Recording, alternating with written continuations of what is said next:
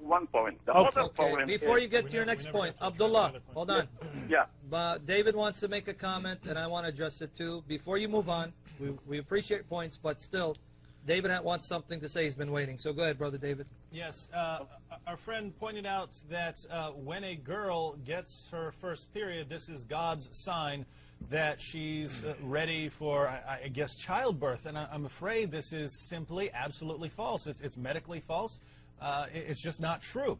And I'll offer a few responses. First, Aisha hadn't reached puberty when Muhammad began to have sex with her. And so if you're saying that God gives the sign of menses, God gives the sign of puberty as the appropriate time when men are first allowed to have sex with a woman, then according to you, Muhammad was a horrible sinner because he didn't wait for this time. Exactly. Second, the Quran, according to you, cannot be from God because according to you, God only allows men to have sex with women after they've reached puberty, but the Quran in Surah 65:4 allows men to have sex with women before they've reached puberty. So the Quran cannot be from God since you've got conflicting positions there. And finally, I'll explain why. I said this yesterday. When a girl gets her first period, this is not a sign that she is ready to give childbirth. Find me a non-Muslim doctor who will say that. What doctors say is that puberty, that when a girl gets her first period, this is the beginning of puberty. It's not a sign that she's ready to give birth. It's a sign that a change has begun in her body, which several years down the road will allow her to give birth. Yes. It's puberty is a process that takes several years. And when a girl first gets her period, that's a sign that puberty has begun. It's not a sign, aha, let's go in and have sex with her so we can get her pregnant. Why? Because girls who are young and haven't finished the process of puberty are not ready to give childbirth. Their hips and their birth canals have not widened. That takes a process of several years. If it hasn't widened, this is why you have girls dying in the Middle East and in Northern Africa and everywhere Islam has spread, because people believe just like you believe. You're telling these people around the world, if your daughter's 9 years old, go ahead and marry her off, start having sex, and then these girls die because of this false,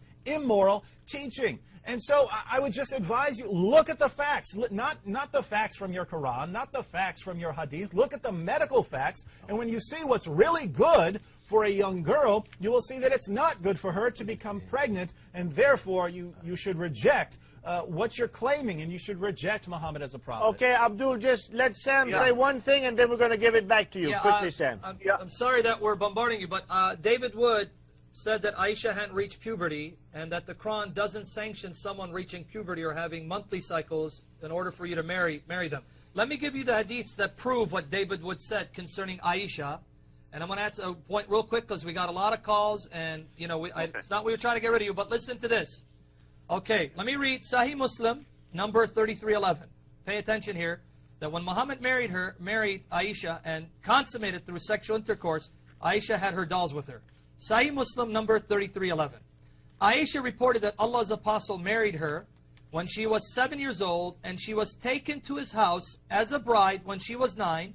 Her dolls were with her. So she took her dolls with Muhammad to his house when she was 9, and the Prophet died when she was 18 years old. So he consummated the marriage, and she was still playing with dolls. Now, Sahih Bukhari, volume 8, number 151. Sahih Bukhari, volume 8, number 151.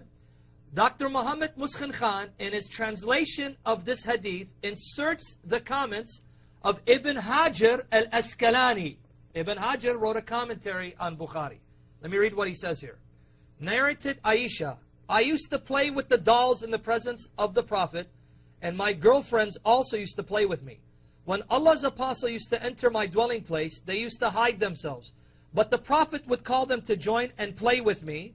Now, in parentheses, Muskhin Khan provides the comments of Ibn Hajar. Ibn Hajar, the one who wrote an explanation of Bukhari. The playing with the dolls and similar images is forbidden. You cannot play with images. But it was allowed for Aisha at that time, as she was a little girl, not yet reached the age of puberty.